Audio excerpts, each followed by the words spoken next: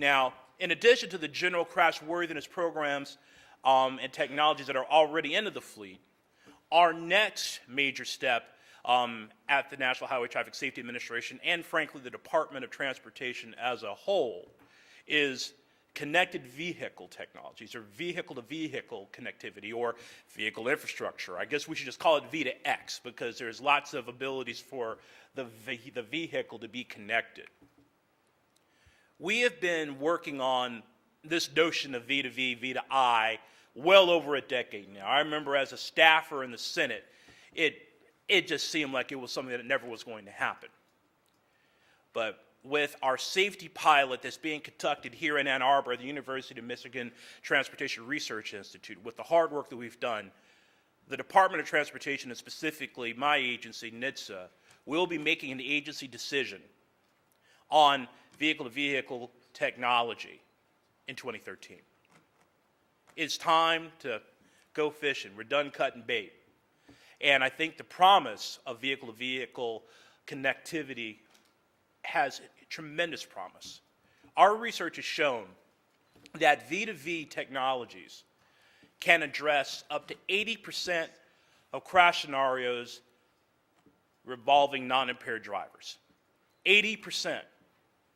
Once again, it's that disruptive change. It's how you get those huge leaps forward. And I know in collaboration with a number of our manufacturing partners that were part of the pilots, we really do feel, at least from a leadership perspective, myself and the secretary, very bullish on the prospect of V2V and getting that run into ground and how we get that fully implemented into the fleet over the long term. It really does show great promise. Now, as we're sort of talking about how the vehicle can help support the driver in the driving task, and then as we're talking, there's numbers of evolutions even with that as we talk about autonomous vehicles in the future. We still face particular risks that are behavior-driven and how technology can once again help support and protect the driver. Distraction is something that the Secretary of Transportation has been fixated on, and rightly so, since the beginning of his service. It's something that we at the National Highway Traffic Safety Administration are recognizing, I think in Adrian and IHS as well, that we recognize there's a risk, but I think we all agree that the data is not where we all fully want it to be in recognizing what a driver can handle on board while they're driving. Look, I am a realist. People live a connected life. If any of you have teenagers, my wife and I, we have teenage godchildren and nieces and nephews, not even teenagers yet. The notion of even having a face-to-face conversation now is frankly foreign. If they're in the same room, they're across the table, what are they doing? They're texting each other, texting their friends. The notion of not responding to a Facebook post or a tweet or a text in more than 30 seconds is seen as an insult to this generation. So trying to transfer that behavior pattern to folks that are going to be our drivers of the future is a difficulty. Recognizing that this same generation, Generation Y, looking at all the market data that I've been reading over the past few months about this, they're not even all that interested in driving. They're not running up. I remember when I was 14 years, 364 days old, I was bugging my parents to death to take me to DMV to get my learner's permit. Generation Y doesn't care. Oh, I'll get my license eventually. Mom and dad could drive me. I'll take public transportation. I don't want to be bothered with it. Even the next even more interesting stat from IHS Global Insight and their automotive folks, that their visions of ownership is different. They are not interested in owning a car. They live in a universe where they really don't own things. They leverage data. You have an iTunes library. You don't have records. You don't have cassettes. You have data. You don't own stuff. Owning stuff is a pain. So now we have manufacturers that are now trying to figure out how do you market to this generation to get them interested to buy cars. So what does that mean? What are they interested in? A connected life and a connected way of being. So how do you integrate that into the vehicle within the zone of safety? A huge challenge for all of us.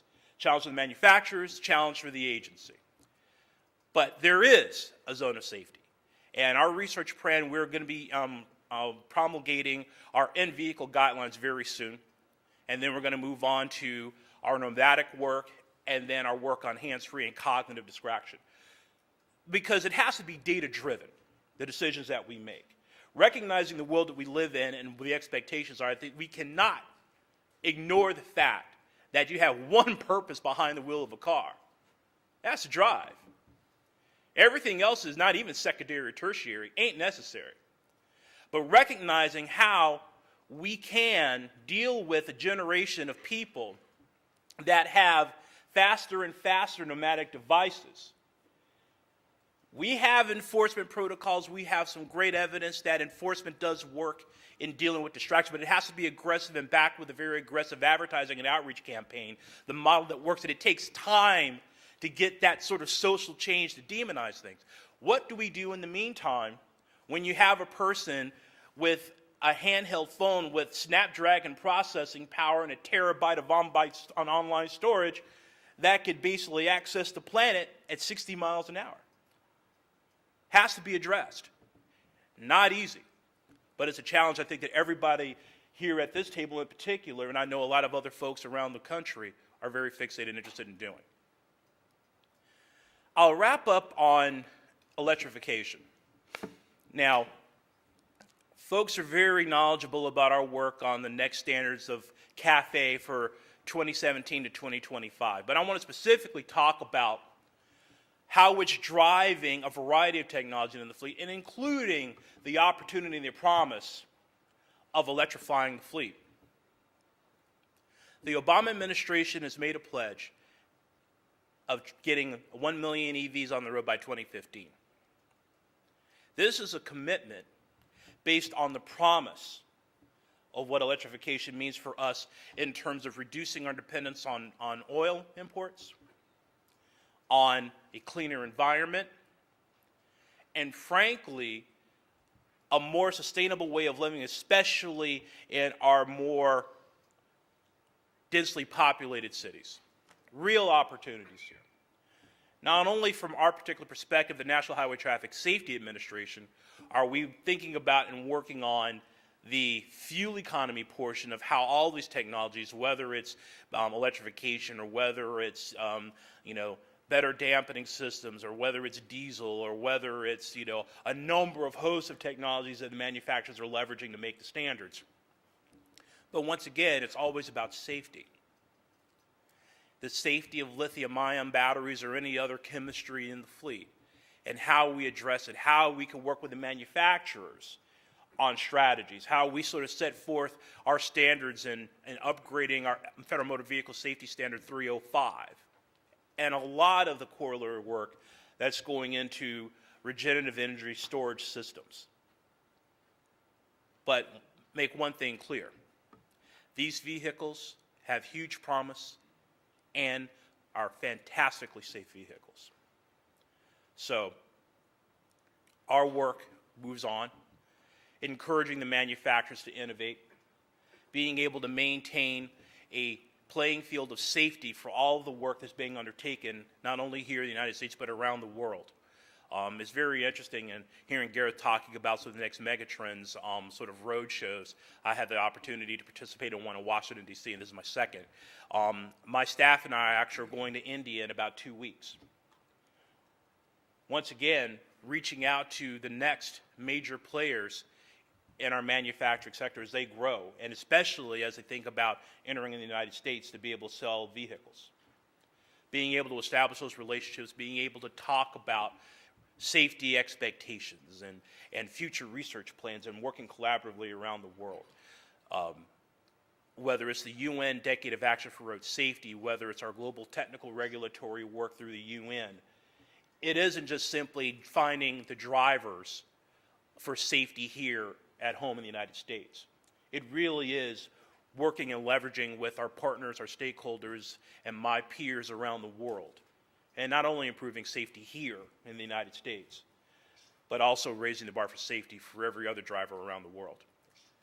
Again, thank you so much for this opportunity, for allowing me to moonlight on this esteemed panel.